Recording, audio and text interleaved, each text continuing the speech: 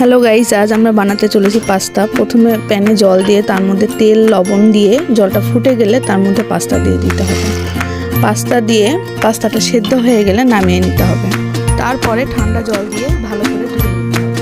তারপরে কেটে রাখা চিকেনের মধ্যে লবণ, মরিচের গুঁড়া, আদা, রসুন ও জিরে পেস্ট দিয়ে তার মধ্যে সয়া সস, ভিনিগার দিয়ে মাংসটা মাখিয়ে নিতে হবে। মাখিয়ে নিয়ে প্যানে তেল দিয়ে মাংসটা ভেজে নিতে হবে।